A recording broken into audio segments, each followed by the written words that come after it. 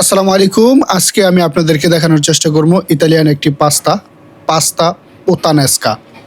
তো স্পাগেত্তি পুত্তানেস্কা বানাতে হলে আমাদের প্রয়োজন হবে আশোগি, কাপ্পিরি। তো কাপ্পিরি আচেত্তো।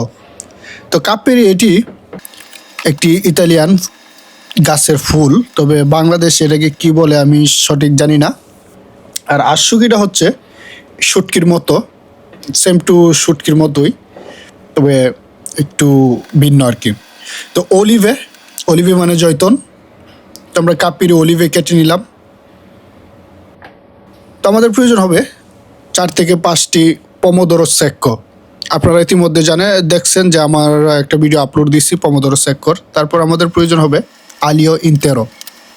আলিও মানে রসুন, ইন্তেরো মানে হচ্ছে আস্ত। এই যে দেখুন আশুগি, তো আশুগিটি আমরা এখান থেকে নিয়ে নিব 4টি, এখানে 2টি,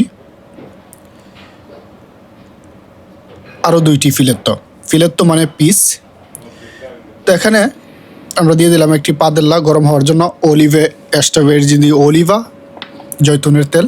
জৈতুনের তেলের মধ্যে আমরা আলিও ইন্তেরো দিয়ে দিলাম। তখন আমরা অন্যদিকে পাস্তা বল্লিতরের মধ্যে দেব। তো পাস্তা স্পাগেত্তি ইউজ করতেছি, ইতালিয়ান পাস্তা। বল্লিতরে হলো আকুয়া গরম পানি যেটার মধ্যে। তো পাস্তা সিদ্ধ হতে আমাদের প্রয়োজন হবে 8 থেকে 9 মিনিট। তো এর ভিতরে আমরা সালসা তৈরি করব।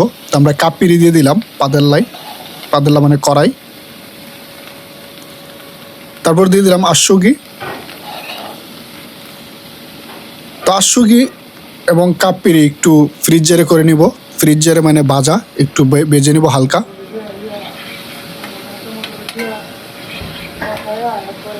তো দেখতেই থাকুন।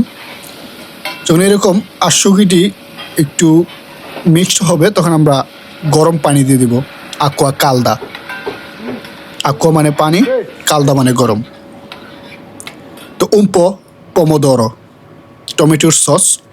মানে একটু, পমোদোরো মানে টমেটো, সস মানে সালসা মানে সস। তো দেখতেই থাকুন।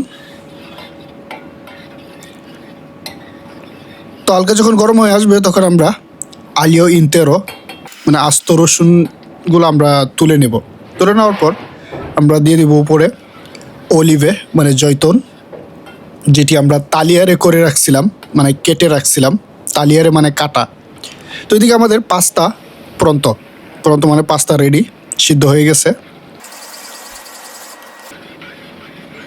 তখন আমরা ভালোভাবে এটাকে মিসকোলারে করব। মিসকোলারে মানে মিশানো, বা ইতালিয়ান শব্দ আরেকটি শব্দ আছে যে মালগামারে, মিশানো। তখন আমরা পিয়াত্তারে মানে প্লেট করব। অনেক সুন্দর হয়েছে মাশাআল্লাহ।